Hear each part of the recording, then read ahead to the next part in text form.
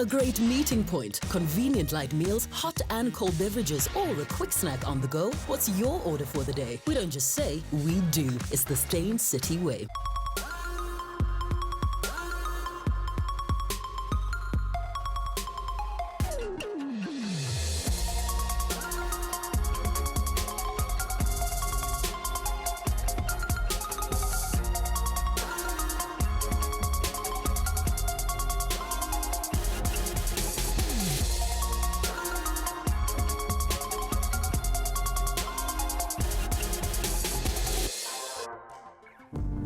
Good evening and welcome to Real Talk with myself, Anele Mdoda, right here on SABC 3. So, we couldn't think of a better way to usher you into the weekend than with comedy. Going on 6 years this year, the Kings and Queens of Comedy started in 2012 in Johannesburg and has since grown to be one of the leading comedy brands, promoting and showcasing local talent from across the country. And what a great fun and a treat to have in studio one of the queens of comedy. She left teaching about 10 years ago, but it took long for her to realize that the gift of the gab could actually turn into a fruitful career. In 2011, she moved to Johannesburg, lived with her sister, and started pursuing her comedy career. 3 years later, her career reached new heights. She was the first woman to win the Audience Choice Award of the Comics Choice Awards and has also made her mark on South African TV with roles in various series. Soon after, she performed and hosted a number of major headline events, including Kings of Queen of Comedy, Blacks Only, and the Comedy Central Roast Battle.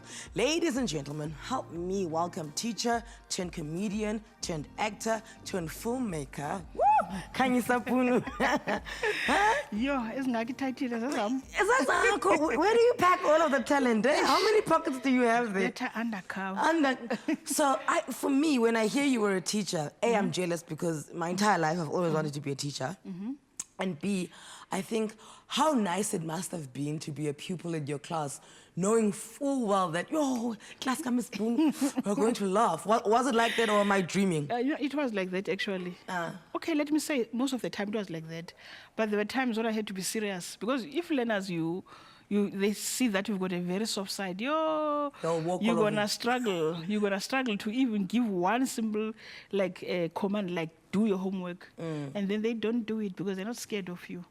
So besides being comfortable on stage, what else does teaching teach you that then helps you in comedy? Because I'm pretty sure, I mean, they always say if you want to grab a crowd, grab them with humor and then bring on the serious things. So I suppose the fact that you were a funny teacher, is that why the kids were then like, bug my mail, but okay, utini spoon. But besides the confidence to be on stage, what does teaching teach you that works out like a charm in comedy?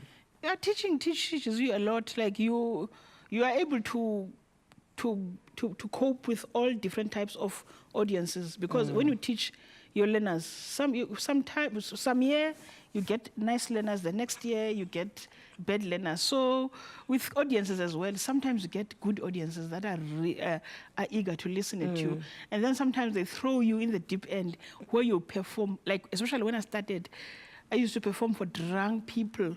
In these clubs, you are busy talking to these people, they're not even looking at you. It's like we are here to disturb them, you know? So if you've been a teacher, at least you're able to cope in the worst circumstances ever. And what did studying law teach you about yourself? Well, studying law and then you said you didn't even attend class. But listen, she didn't even have a DP. Do you know what a DP is? And I'm not judging because I know this story. I also have it. A DP is the mark you need to be able to write the exam. Okay, so forget that. You didn't even qualify to write the exam. I did not study law. I went, the lecture was a talk. I'm here. I didn't study law. Like, honestly, I didn't study law. In fact, I think I had a shock when I got the huge books like this. You're supposed to read huge books like this. So to me, that year, I even forget about it. Good, I even ever tried to study. It was an attempt. It was... Okay, so now I'm going to digress, but I'm going to come back to this law thing. Because you're saying, oh, those books, those huge books, but you are a book lover and you're an author. I'm an author. I don't think I write thick books. Oh, okay. I think I write novels. I've written quite a number of novels, but I've never written thick novels. I think thick books can be scary, especially when you see them. Like they tell you that, go and look for info in this book, and you put 3 of them in front of you. I'm like, okay, hey, this is warm. Okay. So what does well, what did that year of tourism in the law faculty teach you about yourself? You know, I really, that year, there isn't much that I learned, but I knew that after I did that, I knew that the following year I had to really be serious and study. Because some of my friends who were there were serious about their studies and they were a year ahead of me. So it's when I realized that, you know what, I cannot play forever. Now I need to, if I get a second chance from my parents to come back here again, I have to be serious. Where was here? Where did you study? I studied at Fort Hare 1 year, and then the following year I went to Bloemfontein. To then study teaching? Yes, because they had to take me away from that environment because I was now, they could see that. Ibad. Because there were stories, you know, when people come and tell your parents things, because I had home girls who were from my area, home girls obviously, but people who had gone to work and went back to varsity, so people were a bit grown up. Oh, so they look snitched. At you, yes, and they would tell my mother, and I would deny. So what are they saying to you, Mama? Khanyisa doesn't go to class? Yeah, doesn't go to class. And I don't want to share this, but at one stage, there was this lady, that I'm a bit artistic, I can draw. So there's this lady who were at the dining hall. She used to take more food than everyone else. And used to complain because each table had its own tomato sauce and stuff. And she would just take everything to her room. So so my friend said, Khanyisa, can you do a cartoon of this lady? So I decided to draw her, and I put pies on her head that are falling and tomato sauce under her armpits. And then I did the drawing so well that she could see that it was her. So she looked for me, and people told me that lady is looking for you, and she's gonna kill you. So my friends tried to hide me. I didn't go to the dining hall anymore. They would bring me food. So it was a mess. And ultimately she did find me, and she gave me a hiding. Did she? She said, he's up and down. I made one drawing, but my friends made copies and copies, so we pasted them. And her name was Noma Tamsanga, so we called her Istamili. And she said, Muban is Tamili. I said, it's not me.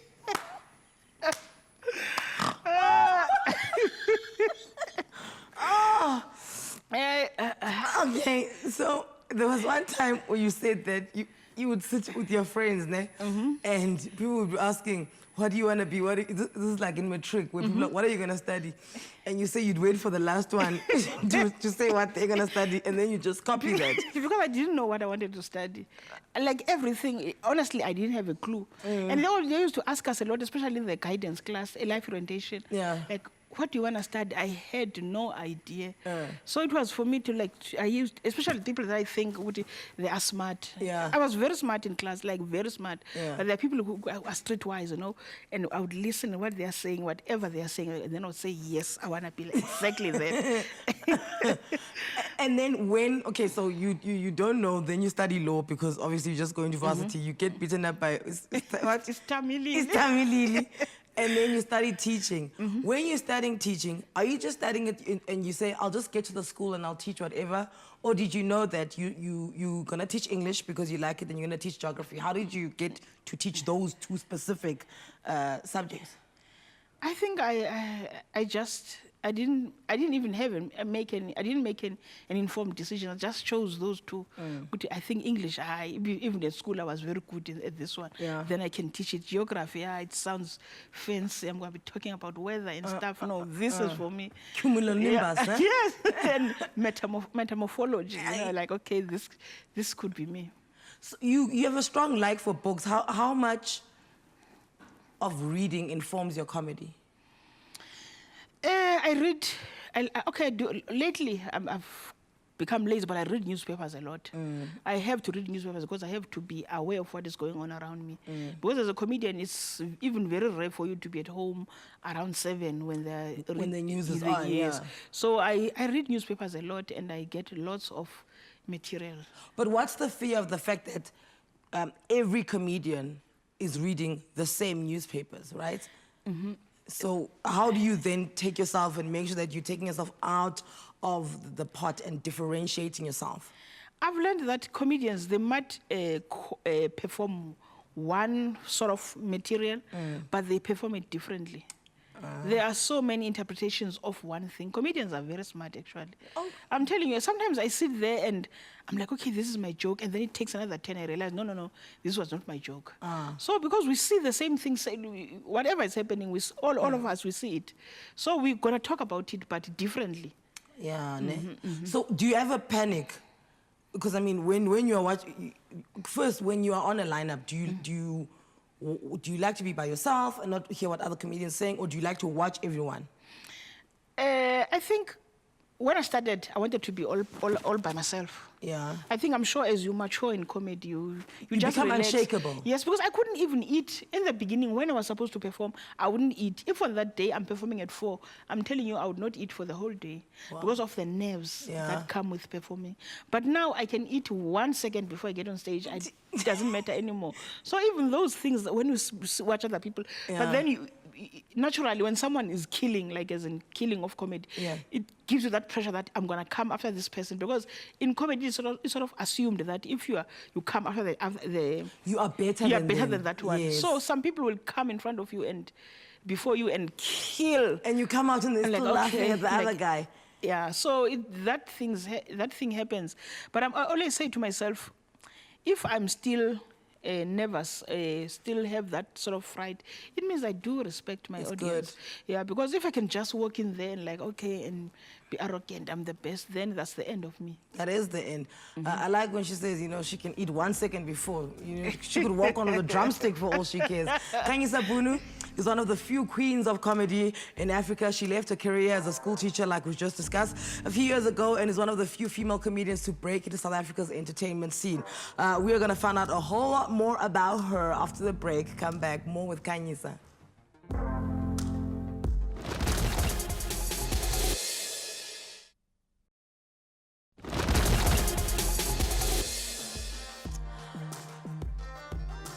You're watching Real Talk, and if you've just tuned in, prepare to be tickled. So some of her highlights in comedy were appearing in 99% Xhosa Comedy twice in Port Elizabeth and David Gao's Blacks Only Comedy. So passionate she is about stand-up that she threw us the line that behind every successful chair, there's a stand-up comedian who doesn't want to sit down. But many of you know her for her video of her attending a church service where invisible fire was thrown around. But she was on fire when she opened up for Trevor Noah when he was in the country recently for There's a Gupta on My Stoop. If you don't know the video I'm talking about, though, the fire one, I'm going to be nice about it. Here's a snippet. So there came my 10. In fact, I saw the pastor go, fire, fire, people falling. And then it was my 10. The pastor said, fire. Yo, I was so embarrassed, I did not fall. I remained standing. The pastor said, fire, fire. I stood there, confused, not knowing whether I should just dive now because this fire is not working and I don't want to look like someone who's got evil spirits. And then the pastor said, fire! That's why I decided, you know what? Hey, this is embarrassing. Before I could even dive, someone held me from the back and just 2 feet, and there I was on the ground. And so I got to the ground. I'm like, oh, okay. Fire, fire. Everyone's like,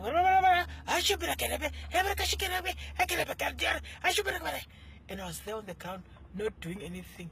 I looked to the left, I looked to the right, I decided, know what? If you can't beat them, join them.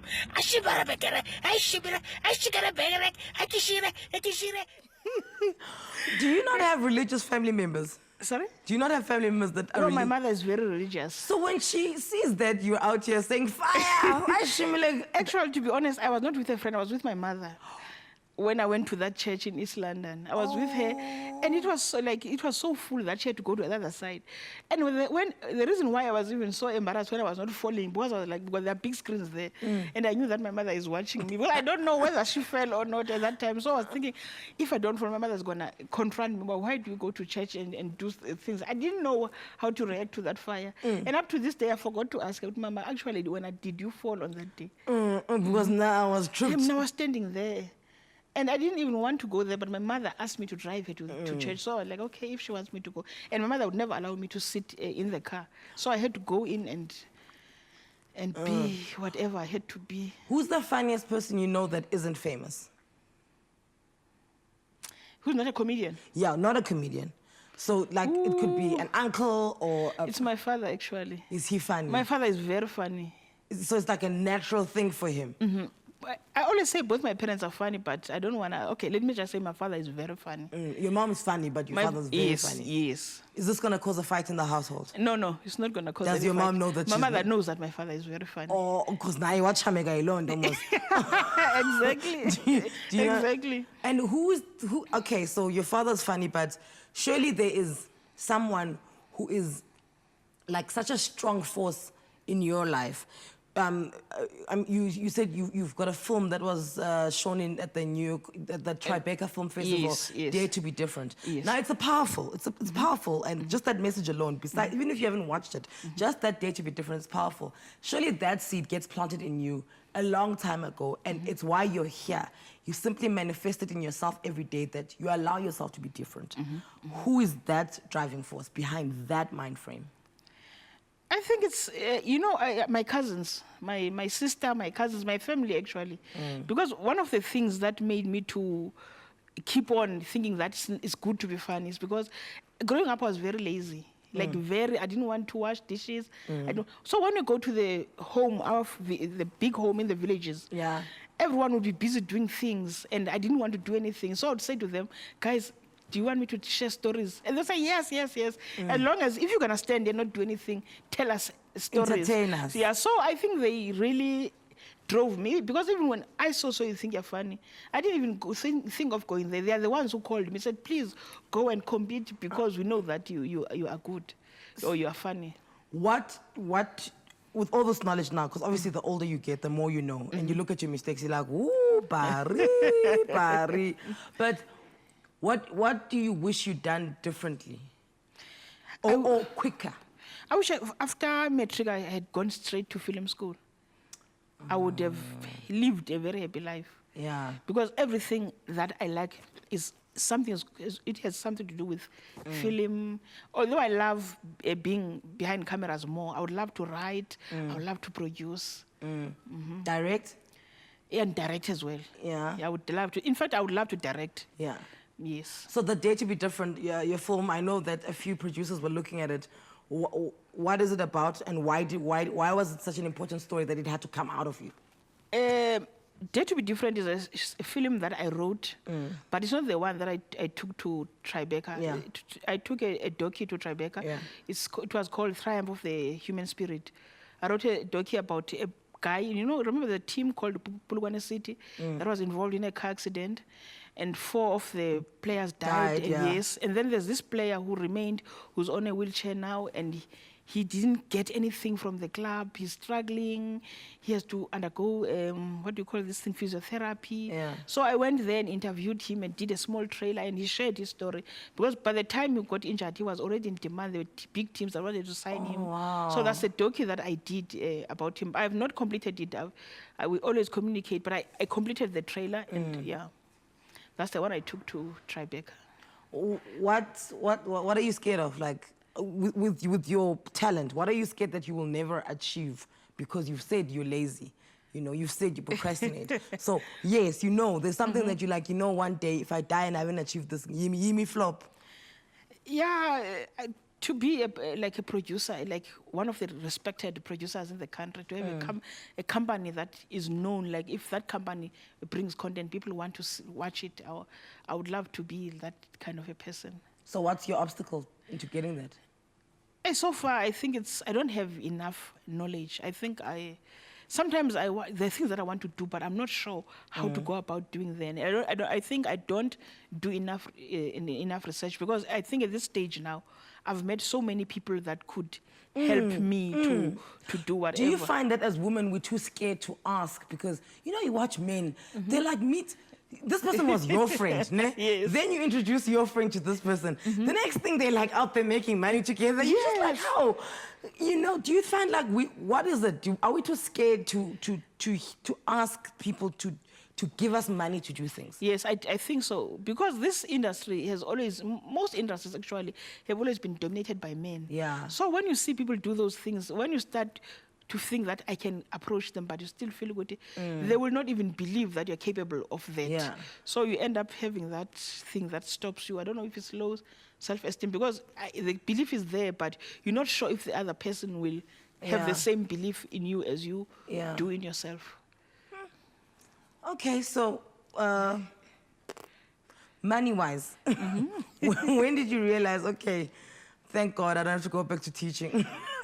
When, you know, in comedy, when you do comedy, like when you do, I always say, if you do like the everyday comedy that we do with clubs and Yeah. stuff, it's where you sort of practice. Yeah. But when you make money, it's when you start doing corporates. Yes. And then people ask you, how much can you charge me for this? I think that's where you start to make money. Yeah, when people are giving you the option to come with the price. Yes. Ne? Like for about 2 years now, I've felt a good I'm sort of there, not yet there, but But also, if we see you on stage with Trevor Noah, we think you are rolling in money like this. We think you just passing in 10 rand, 20 rand. You know? no, but the gig did pay well, but yeah, you need more of those to be able to say, yeah, I'm in the money. Did you think they were pranking you when they said you're going to open for Trevor Noah? People think that I'm lying when I say that. When Ryan called me, Yeah. I was lying on my bed. And that afternoon, I was feeling sleepy for some reason. I don't know why, what was happening. So when he called me, I was sort of half asleep. So when he said, I would like you to open for Trevor, I had to leave my bed to make sure that I'm not dreaming. After that call, I had to switch on the TV and go through the channels to see that everything is normal. Yeah. Is this part of my dream as I was sleeping? Yeah. Honestly, I could not believe it. Well, you did well. I mean, I watched you every night. I was there every night. You really did well. You were really encompassing. And I hope you get more calls like that. And thank you so much for your time. Thank you for having me. If you want more of Khanyisa and these stories, Tamili, including stories about, you know what, Tamili, she'll be at the Sun Arena, Times Square. After the break, we meet a king of comedy. His name is Sifiso Nene. You want to hear from him.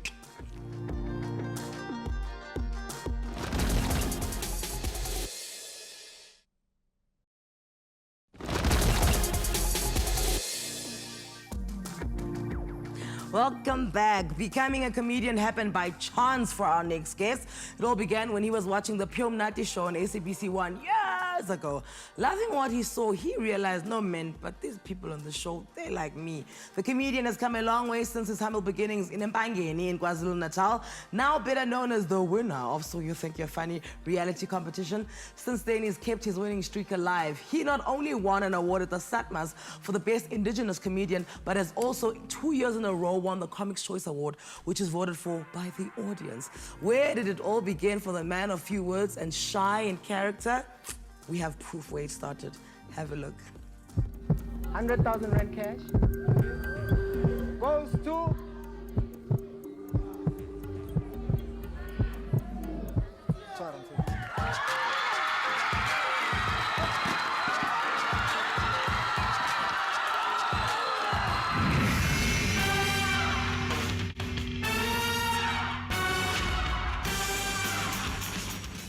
Trevor Noah. Sifiso Nene. Eddie Eckstein. Deep Fried Man. And the winner is Sifiso Nene.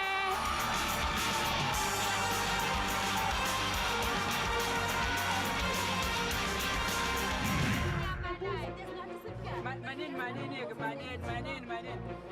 Wena umfishane ngakumajola kanjani umuntu omude kaka i long distance relationship mhlawumbe.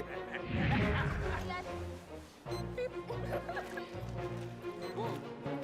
Don't scan the sweets. Don't you have a debit card? That thing is very expensive. Nonsense. No, you can't be an intruder if the toilet is outside.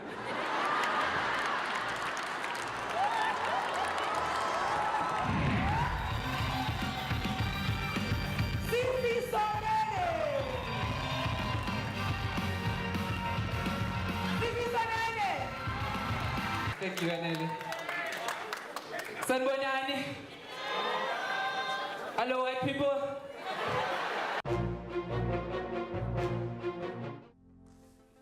Yeah, but I made your career when I was. Yes, you made me. Yeah, like, but I am the golden touch. If you had not touched my hand, yeah, but you wouldn't be here when you come from these hands. Listen. I want to ask you about the 100,000, ne? I need that money right now. Here's the thing about winning money is that Yeah. people feel like you always have it. Yeah. It's like, no, what win 100,000? Nemal. Can I use that money? It's a figure. I had plans for it already. The way you were running around. I was, yeah. You were running going, Okay, so what did you spend it on? Obviously home. You know, we always have to go home when we have money. And then I bought a car because when my career started, I needed to be mobile to get to every gig that I got that time because I was quite busy. And I did a few things as well. Yeah. So here's the thing about reality shows, and across the board, it could be a dancing one, it could be a singing one, it could be a cooking one, is that it's a fast track, you know, way to get the PR, get to be known. But I believe it's more difficult to stay there, right? True. So did you not run into any, you know, difficulties right after you won? You're like, but you Sifiso, I just won, and open the doors. It doesn't matter. In real life, people will close doors for you, whether you've won a reality show. When people feel that you are not ready for whatever concept they're working on, they will not have you there. Yeah. So it happens, I guess, in life in general. Not everyone wants Donald Trump. True. He's the president of the richest nation in the world, but not everyone likes him. So it's same thing with us, people who win these reality shows. You're not the cup of tea for everyone. Also because there were other contestants that other people were supporting, right? Exactly. Yeah. So if you got 60% of the votes, it means 40% don't like you. Yeah, exactly. Yeah. I mean, there were, what, 1,300 people there? And, yeah, I won the show. And like you were saying, it means 60%. Yeah. So what's the greatest advice you ever received? Not for comedy, but for entertainment. Because I feel like a lot of people would do a lot better in entertainment when they realize that they're not just going into their sphere. You have to exist and compete with many people. True. The greatest advice was from David Gow. Yeah. He said, do not change. He said that. Yeah. Yeah. Just after winning, he said, do not change. Stick to what people know you for, and do not start singing now. No, do not. Do not change. If you happen to appear on TV, it must be comical. Do not change the brand that you've created. So that I've been sticking to that ever since. How difficult is it to not change? It's very hard. Yeah. It's very hard because the industry is always evolving, and staying true to your brand is hard. But I guess if you start maybe being a musician or being a comedian, you know why you started it anyway. So my reason for doing comedy is that comedy makes me happy more than anything. So I cannot really change that or neglect that and move to something else just because it's relevant at that time. So I will not change for anything. So that's why I'm not changing. I've not changed ever since. Okay, but now here's the thing. So you don't want to change and you want to keep your true, authentic self because that's what we like. Yeah. But at the same time, you have to grow. You have to grow, yes. Okay. But within the umbrella of comedy. Okay. Yeah, there are many possibilities, many opportunities that are there. Like I was saying, if I act, if I happen to be on TV, I'm not gonna now appear as this guy, you know, that people don't know. I always look for the roles that are funny. If I happen, you don't want to confuse your audience. I don't want to confuse my audience. Yeah. If I happen to appear on an advert, it must be funny so that I stick to that. There's so many opportunities within the comedy industry that I can grow from. Who do you look to as, and the word inspiration, sometimes it's really cheesy because like, oh, you inspire me. But who do you look to in terms of admiration in the way that they execute themselves and they craft and living like in that umbrella that you were speaking about? Chris Rock. Yes. Chris Rock. Because he's been talking like this for 30 years. For 30 years. Yes. He's been in the movies. He's funny in the movies. He's never been in a movie where he's not Chris Rock. Yeah. It's a movie, it's an emotional movie, but you're gonna see Chris Rock in that movie. So that's the guy I look up to internationally. And I mean, Chris came out and said he's depressed, right? And a lot of people have always said that comedians are generally depressed people. Yeah, true. Where do you stand on this? I think I'm not depressed. Just a quick diagnosis of self. I'm not depressed. And I will not speak on behalf of other comedians because I don't know what they're going through in their real lives and whatnot. But me, personally, as Sifiso, I'm far from depression. But do you understand why? Because I mean, Robin Williams, even Trevor spoke up that there was a time when he went through a depression. Do you understand that, and is it something that you're aware of? You're like, yay. I'm very much aware. Okay. Because comedy is a very stressful art form. Yeah, it's high pressure. It's high pressure. It's unlike music. Music, I mean, right now I can still dance to Omunye Pesgo Munye. Yeah. You know, it's fine. We're dancing to it in December? From last year September to December until whenever there's a new other hit, and then we'll dance to that. But with comedy, if I do my jokes here and you laugh, it's done. And now I have a stress of creating another material, which must be funnier than that. And then that is so hard because you don't get jokes as you would like to. Jokes are a gift from God. They come at a certain time. So when you have pressure that you've made your brand and now you are a big superstar and you get bookings frequently, then it becomes a problem when you now cannot deliver. Not because you are not funny, because God doesn't work like that. You know, if He gives you comedy when it's time. Okay, so jokes are a gift from God, as are children. But children come with baby mamas. Somebody did a show called Baby Mama Drama. We're gonna talk about that and the world of comedy after this.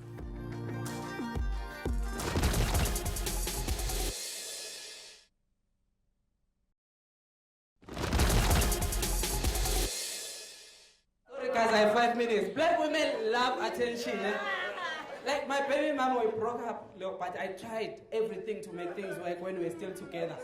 Even going to church, praying with her, because they say a couple that prays together. That's a lie. Have you ever prayed with someone and realized that the prayer is no longer directed to God? But they are talking to you now. Like, Father, sometimes I feel like I'm in hell. But no weapon formed against me shall prosper.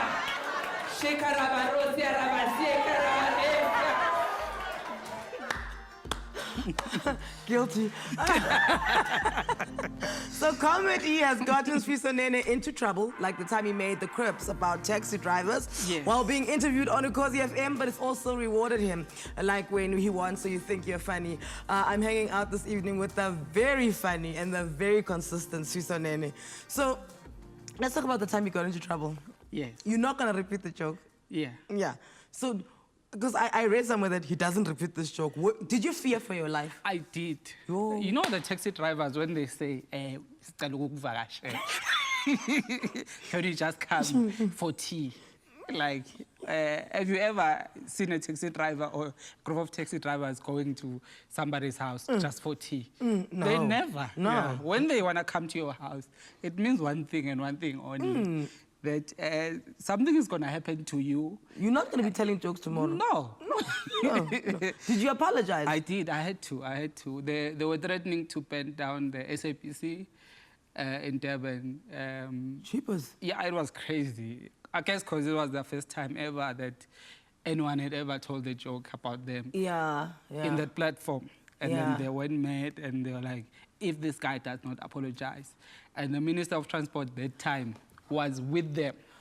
You got the government involved. That government was involved. There was a funeral that weekend, and this guy at the funeral spoke about that. Yeah, this guy, there's a guy who made a joke about us. He must apologize, or else we are burning down the SABC in Durban. So I had to apologize. That was the last time I was in a taxi. I was about to ask that. 2008. Have you ever gotten a taxi ever since? Because you know, I was just looking at the rearview mirror like, oh, now, Lord. Yeah, What's shaking And yeah, that was the last time I was in a taxi. you were 2008. you were on the agenda at the Taxi Association. Yes. Taxi wars, Taxi- roots, Sifiso, Nene. Sifiso, Nene. Yeah, sizombamba la, uhlala la. And yeah. So when you apologized, did you go on to cause the FM and I apologize? had to go, yeah, because they said we are giving him 7 days. But then I loved the momentum, so I waited until the 7th day. And I just, I was stringing them along. And yeah, on the 7th day, I had to apologize. And then they called said, oh, we forgive you. Yeah. Oh, But you must never. Asakshaya. Asakshaya. Sakshaya, I'm fine. Yeah. So another time you're in trouble, I read this. A source close to the mother of Sifiso's child says the comedian ran away from his responsibility. However, when Move magazine contacted Sifiso about the allegations, he laughed the whole thing off as he thought it was a prank call. When he realized that this wasn't a joke, he said, the only baby mama drama I know is from my one-man show, which I've been doing for the past 3 years. I don't know anything about the baby mama drama you are talking about. If you go ahead with the story, I'll use it as new material for my upcoming shows. Exactly. Exactly. They were just giving me the mileage, and it was helping me to promote my one-man show, which was titled One Baby Mama Drama. Yeah. Anyway. Yeah. So I guess these things do happen in South Africa. Some guys have even gone to a level where the people that always say they claim to have children with them. Yeah. They go publicly, they do the paternity test, Yeah. and then whatever results come out, they come out. But it would be cool if I knew that person. Because now when someone is talking to you and referring to the source and not mentioning names, so it becomes a problem. It becomes one of those... But do you not then realize that you've made it? When people are making up stories about you, you're just like, Mama, I made it. That's why I laughed it off. I was like... You didn't panic at all? No, I didn't panic. Like, the journalist called me for like an hour. I was in Port Elizabeth. I had a one-man show the following day. Yeah. And I was like, okay, this better come back. This better come up next week when I do my other one-man in East London, so that it helps with Publicity. the momentum. Yes. What's your favorite crowd in the country? Favorite? Crowd. Crowd? Yeah. Durban. Obviously. Durban, yes. Uh-huh. It has to be Are Durban. you like the pride? You like the... Durban is home. I started comedy in Durban. You like the Kayam tattoo of comedy? You know, Durban people love Kayam tattoo. Yeah. I auditioned in Durban. My first joke was in Durban. Everything I did is in Durban. And then eventually moved up here to Johannesburg. But apparently you got into comedy by chance. What drove you to the auditions if it was all by chance? It was the Pure Monati show. Okay. It was Pure Monati show Okay. when I was like, okay. Well, growing up, I was silly at school. I would do some crazy stuff. So no one is surprised at school for who you've become? No, they were not surprised. They were like, oh, we knew this guy. Yeah, they Vele. Vele unjena lo. Vele Yeah. stoot. So I was always that kid at school. So when I was watching that Pure Monati show, then I got inspiration and the confirmation that actually me right if I think like this, if there are people who can make a living out of funniness. Do you know what I love about your Pure Monati show story is that you said you watched it and immediately you were like, no man, but that's me, you know, I can do this. So how important do you think it is for children to be able to see themselves on TV? It's very important. It helps, I mean, it helps you to identify your whatever, your career, when you see someone that, okay, this guy sings like this, because for a very long time I thought I belonged to the group Lady Smith Black Mambas. Okay. And then eventually then I saw that and like, no, I was wrong. Yeah. Actually. You probably tried to go to the auditions and they're like, come fun. Yeah, I went to many auditions, the singing auditions. So are you a bit of Acting, I can't sing. Then what were you doing at But cinema? when you're young and naive, you believe that. Because I've always been that guy who has courage, who wants to try things and see ukuthi zihamba kanjani. Yeah. So I went to many auditions before going to the So You Think You're Funny one. Yeah. But when I was sure that this is the one, that I'm going home with. This one is mine. Yeah, this one is mine. Yeah. Okay, so we want the 100,000. I don't have money now. No, we want the I want that money. Somebody bring back that show so I can enter again. You can't win it again. Listen, that's it with Sifiso and Nene, but no sweat. He is part of the Kingston Comedy Ensemble happening in Pretoria this coming weekend. After the break, South Africa's #1 beatboxer, Morgan, the Beatboxer. Imagine that's his name. After the break.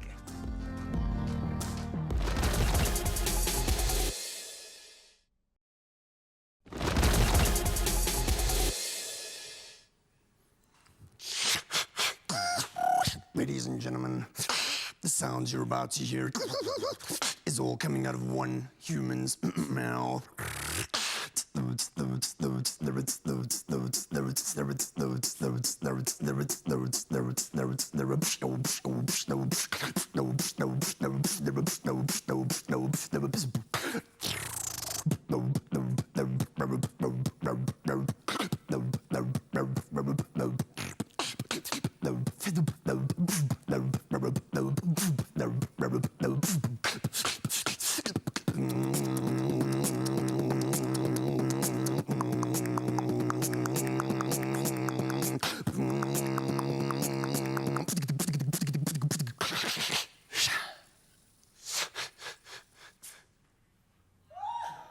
Right?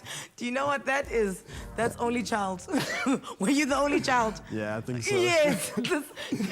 When you find ways to entertain yourself, you know that you are the only child. So most people need some form of electronics, right, to showcase their skills. This guy over here, he just needs his mouth. Morgan's weapon of choice is his voice box. He's better known as the hugely talented Morgan Beatbox. I'm not going to do that again. Hailing from the streets of Jozi, his series speaks for itself. He's won several battles, including the SA Beatboxing Battle hosted by Sprite. He's opened for DJ Fresh, the Parlotones, Lockenville, and he appeared at Joburg Day in front of an 18,000 people strong crowd. His biggest achievement, though, to date has been opening for UK ninja celebrity DJ Jaguar Skills. He is a beatboxer, one of our favorites, and is in the house. So at a comedy show, you know, surely you walk out and people are like, okay, be funny, and then you're like, Beatbox. no, I'm gonna beatbox. I've incorporated comedy into my set. The last kind of year and a half, I've gotten quite comfortable on stage where I could start kind of cracking a joke here and there. Okay. I don't call myself a comedian as yet. Okay. So I would say I do about 20% comedy and then obviously 80% of beatbox. And I mean, what I love is every time I see you, right, Morgan, is you've always incorporated something else. I mean, like this little red Indian 2018 version of a hat there, it's quite nifty. Yeah. Is it important for you to not just make sounds, even though that always gets the crowd going? It's always important, like Sifiso was saying, you always have to reinvent yourself. You always got to have new material, whether it's new props, new jokes, new beats. For me, it's difficult to come up with new beats all the time because it's all I have. Yeah. You know, DJs have got many websites where they can download music. Yeah. This is all I have. So I started incorporating props like this. Yeah. Yeah, so it is very important to answer your question, to keep reinventing yourself. So, if you're a soccer player and you pull your hamstring, you're injured, right? But we can see you pulled your hamstring. For you, what has to be injured for you to not be able to do what you do? My worst enemy is the flu. Really? I can't get the flu. There's no chance in hell I can get the flu. Otherwise, I'm decommissioned for shows, especially if a sickness hits my chest. God forbid something happens to my vocal cords. Yeah. But they are insured, just in case. But yeah, so anything happens here, I'm pretty much screwed. Oh my word. Yeah. And then in terms of like, if you like bite your tongue, that's okay, you can deal with that. Well, biting your tongue is actually how us beatboxers lubricate the mouth. You hurt yourself so that the body sends saliva. All right. Yeah. So, I mean, you're on a comedy lineup, so this question will make sense to you. Comedians, majority of them, struggle to convince their parents that they're going to get on stage and they're going to be funny and somebody's going to give them money. When it comes to you, was it an uphill battle to convince the people around you that I'm going to jump on that stage, make some crazy noise, and trust me, somebody's going to pay me for it? Not at all, to be honest. My family is very musical. I'm very blessed to have a very musical family. I mean, a lot of my cousins play instruments. Mom was a DJ back in the day. Mom was a DJ? Yeah, nothing major. Just a mother? Yeah, like mobile kind of DJing. So My brother's a DJ, so for me, when I said I want to beatbox, I'm beatboxing, I'm going to do this on stage, I'm going to entertain people. My mom was only but supportive from the beginning. Do you find DJs and artists want you to come and do what you do on their CDs, like in their recordings? Yeah, I get asked that a lot, for collabs a lot. What people don't understand is if you heard me beatbox and didn't see me, would you believe it? No. That's why I don't do any recordings. My show is purely live. You will only see me live, and of course Instagram videos and stuff like that, but then you're seeing my mouth work. So if, say, Brian and Andrew from Lockenville, they're like, we're doing the CD and we want you to do the interludes between songs. That's money, bro. How are you turning that down? Yeah, sure. I mean, that hasn't happened yet. So something like that I would look at, because that style of music suits. I was doing some work with Polytones, and I mean, it's cool to do live stuff. I wouldn't jump into a studio. Yeah, the beatboxing, I've made it sound so real. You know, I spent years and years on a drum kit. Yeah. Getting that bass kick, you know. It's got to, like for me, the bass kick's got to be a bit loose. A lot of beatboxers go, I go, it's looser. And that's from like 2 years of hitting the kick drum and listening. And listening. You see what I'm saying? Yeah, yeah. And it sounds so real that if I jumped on a track, people would go, why didn't you just use digital instruments then? This is true. It's a very visual medium that you're talking about. Yeah. Do you have things that you are so if could I throw words at you and you make a sound as to what you associate with it? Yeah. Okay. Now I'm getting a blank. Okay, cars. Cars. That's the car. That's it. I know, don't worry, I got that. Planes. Planes. That's a helicopter. Same, look, it's in the air.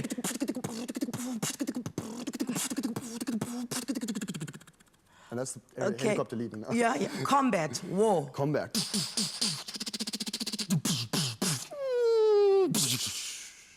Money. Money.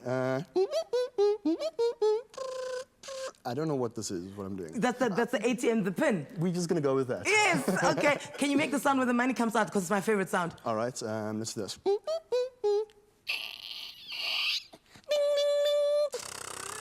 That's all the money coming out. And that's all the money coming out. Make sure that you get your monies so you don't miss Kings and Queens tomorrow. Thank you so much to Morgan, the beatboxer. I mean, he's alongside a stellar lineup. There's Riyad Musa, there's Mark Lottering, Casper De Vries, Donovan Goliath, Gilly Absa, Jason Goliath, Joey Rustine, our guest Khanyisa, Bunu, Sifiso, Nene, and a guest appearance, like I said, by Morgan Beatbox. It's all happening at the Sun Arena, Times Square, Pretoria. From myself and the team, you have yourself a wonderful weekend. We'll see you on Monday, same time, same place. Ciao now.